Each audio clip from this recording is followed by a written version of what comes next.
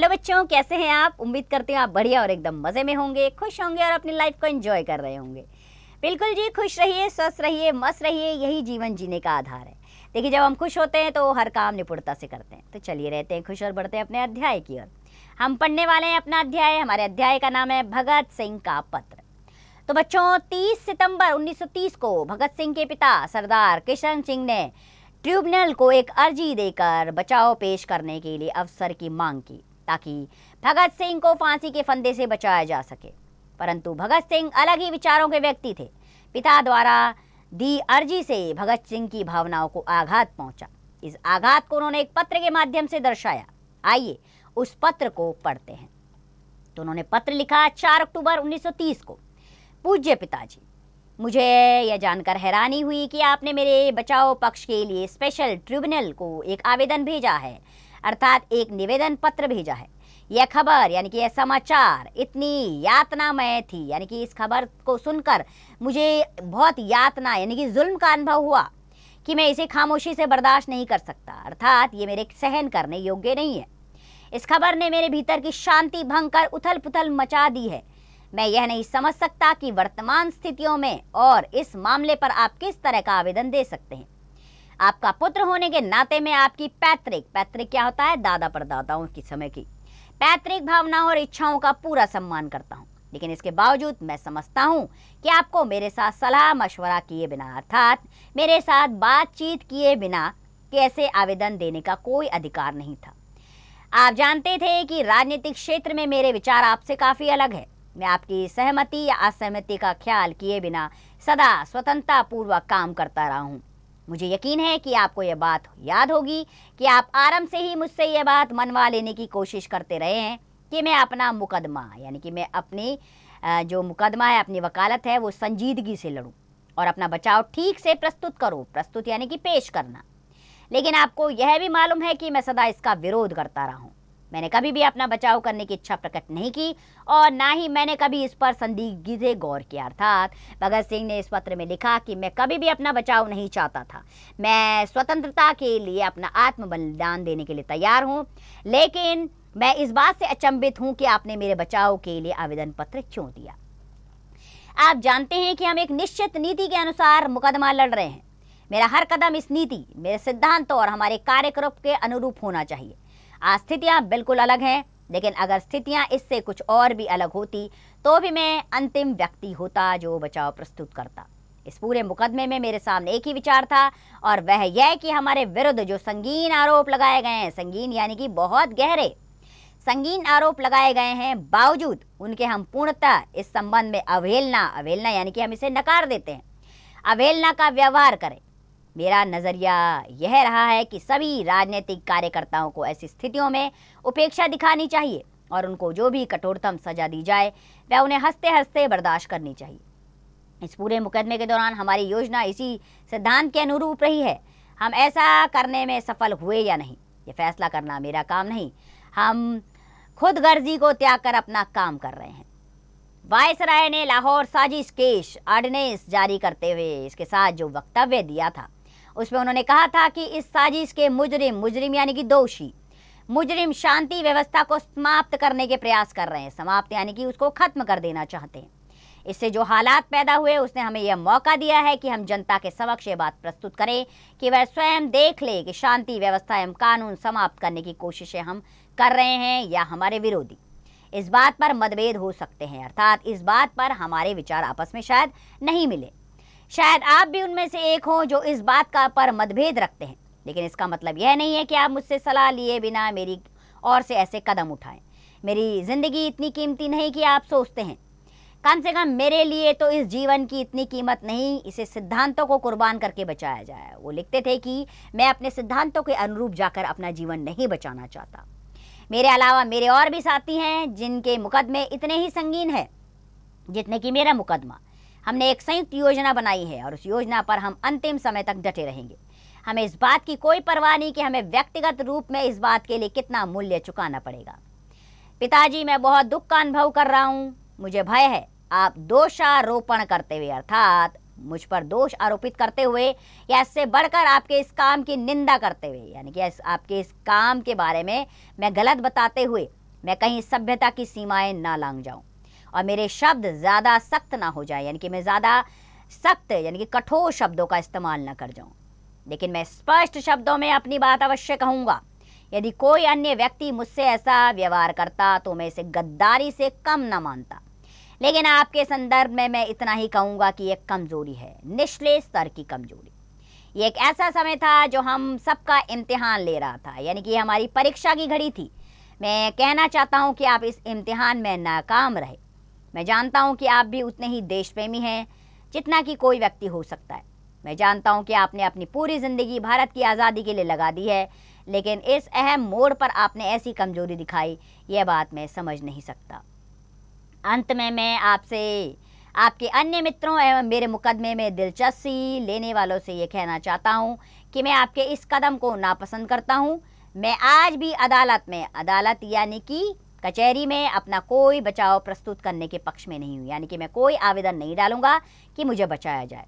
अगर अदालत हमारे कुछ साथियों की ओर से स्पष्टीकरण आदि के लिए प्रस्तुत किए गए आवेदन को मंजूर कर लेगी तो भी मैं कोई स्पष्टीकरण प्रस्तुत ना करता। भूख हड़ताल के दिनों में ट्रिब्यूनल को जो आवेदन पत्र मैंने दिया था और उन दिनों में जो साक्षात्कार दिया गया था, जो इंटरव्यू दिया गया था, उसे गलत अर्थों में समझा गया है और अखबारों में यह प्रकाशित कर दिया गया कि मैं अपना स्पष्टीकरण प्रस्तुत करना चाहता हूँ। हालांकि मैं हमेशा स्पष्टीकरण प्रस्तुत करने के विरोध में रहा, यानी कि मैं इसके अगेंस्ट रहा हूँ हमेशा। आज भी मेरी वही मान्यता है जो उस समय थी। बोडल्स जेल में बंदी यानी कि जिसने जुर्म किया हो, बंदी मेरे साथी इस बात की ओर से गद्दारी और विश्वासघात ही समझ रहे होंगे, अर्थात मेरे और साथी इस आवेदन पत्र के जरिए समझ रहे होंगे कि मैं गद्दार हूँ। मुझे उनके सामने अपनी स्थिति स्पष्ट करने का अवसर भी नहीं मिल सकेगा। मैं चाहूँगा कि इस संबंध में जो उलझनें पैदा हो गई हैं उनके विषय में जनता को असलियत का पता चल जाए। इसलिए मैं आपसे प्रार्थना करता हूँ कि आप जल्द से जल्द ये चिट्ठी प्रकाशित कर दें। आपका आज्ञाकारी भगत सिंह। अर्थात जिस प्रकार भगत सिंह के पिता ने उनको बचाने के लिए आवेदन पत्र दिया, इससे भगत सिंह को बहुत निराशा हुई, वो बौखला गए और उन्होंने एक पत्र अपने पिता के नाम लिखा जिसमें उन्होंने कहा कि आपने आवेदन पत्र क्यों दिया है, यह मेरे देश प्रेम के होने के विरुद्ध है। तो बच्चों आइए लेखक परिचय ले लेते हैं। तो यह पत्र भगत सिंह द्वारा लिखा गया। भगत सिंह 28 सितंबर 1907, 23 मार्च 1931। इनका जन्म गांव बावली, जिला लायलपुर, पंजाब में हुआ था, जो अब पाकिस्तान में है। यह भारत के एक प्रमुख स्वतंत्रता सेनानी थे।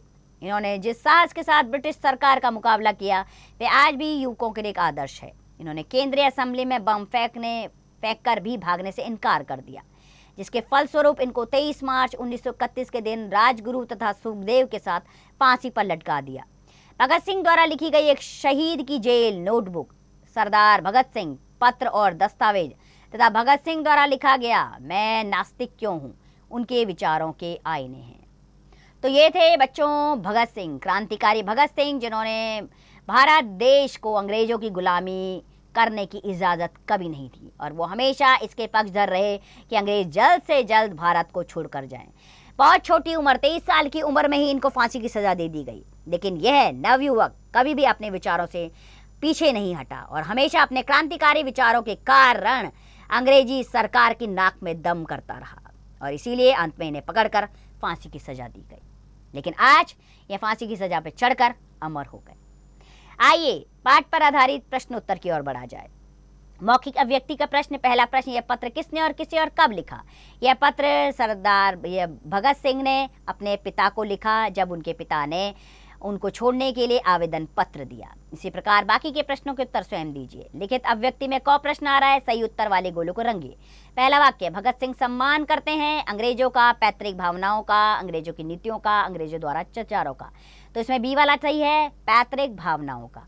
इसी प्रकार बाकी के विकल्प आप स्वयं चुनेंगे। ख, रिक्त स्थानों की पूर्ति करनी है बच्चों। पहला वाक्य है, इस खबर ने मेरे भीतर की शांति भंग कर कौतूहल मचा दिया है। इसी प्रकार बाकी के रिक्त स्थान स्वयं पूर्ण करें। गौ, सही गलत का निशान लगाना है। पहला है, भगत सिंह ने अपने बचाव पक्ष के लिए स्पेशल ट्रिब्यूनल एक आवेदन भेजा। ये गलत है बिल्कुल, इसको गलत का निशान लगाइए इस पे। इसी प्रकार बाकी के सही गलत के निशान स्वयं लगाएंगे। घ, अब यहाँ पर घ प्रश्न में आपको एक पाठांश दिया गया, अर्थात पाठ का एक छोटा सा हिस्सा। इसे आपने 2-3 बार अवश्य पढ़ना है और इससे संबंधित 4 प्रश्न आपके सामने हैं। इस पाठांश के अंदर ही आपको इसके उत्तर मिलेंगे। तो ध्यान से पाठांश पढ़िएगा और चारों प्रश्नों के उत्तर आराम से दीजिएगा। ड, यहाँ पर प्रश्नों के उत्तर लिखने आपको। पहला प्रश्न है, भगत सिंह के अनुसार उनके पिता को क्या अधिकार नहीं था? तो भगत सिंह के अनुसार उनके पिता ने जो आवेदन पत्र दिया था भगत सिंह को छोड़ने के लिए, तो भगत सिंह के अनुसार आपको ये आवेदन पत्र देने का अधिकार नहीं था। इससे आपने मेरी क्रांतिकारी भावनाओं को ठेस पहुंचाया है। इसी प्रकार बाकी के प्रश्नों के उत्तर बच्चों स्वयं दीजिए। कल्पना की उड़ान का प्रश्न, आपकी नज़र में स्वतंत्रता का सबसे महत्वपूर्ण पहलू क्या है और क्यों? अब आप ये बताइए क्या है स्वतंत्रता और क्यों?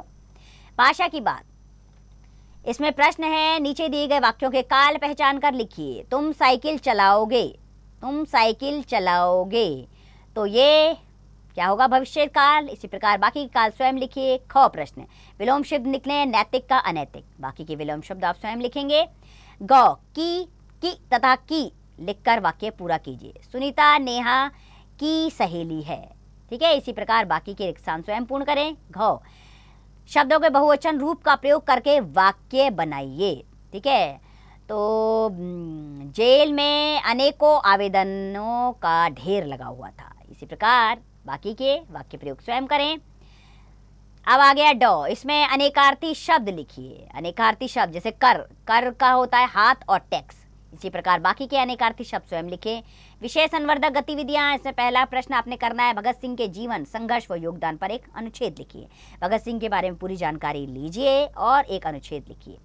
जलियांवाला बाग हत्याकांड के विषय में जानकारी एकत्र कीजिए। बहुत अहम प्रश्न है ये, आपके इतिहास की बुक में इससे संबंधित सारी जानकारी होगी, तो इस पर जानकारी एकत्र कीजिएगा आप। और स्वतंत्रता सेनानियों की विचारधारा एवं उनके संघर्षों के विभिन्न पहलुओं पर विचार विमर्श कीजिए। ये अच्छा विचार विमर्श का टॉपिक है बच्चों। अपने सभी सहपाठियों के साथ इस पर विचार विमर्श कीजिए कि किस प्रकार आपके क्रांतिकारियों ने उस समय अपना बलिदान दिया अपनी मातृभूमि के लिए। देशभक्ति पर अपने विचार प्रकट कीजिए। अब आप ये बताइए आप किस प्रकार की देशभक्ति मानते हैं अपने देश के लिए। आज के संदर्भ में आपको बताना है कैसी है देशभक्ति। तो मुझे पूरी उम्मीद है कि आप भी भगत सिंह के इस अध्याय से प्रभावित हुए होंगे और आप समझ सकते होंगे कि उस समय के लोगों ने कितनी कठोर यातनाएं झेली, लेकिन अपने देश को स्वतंत्र कराने के लिए एड़ी चोटी का जोर लगा दिया। हमें भी उनकी भावनाओं को आदर करना है, ऐसे लोगों को नमन करना है जिनके कारण आज हम आज़ाद भारत में सांस ले पा रहे हैं। तो उनको नमन करते हैं और इसी के साथ खुश रहते हैं, स्वस्थ रहते हैं, मस्त रहते हैं और इस पाठ का अभ्यास करते रहिए फिर।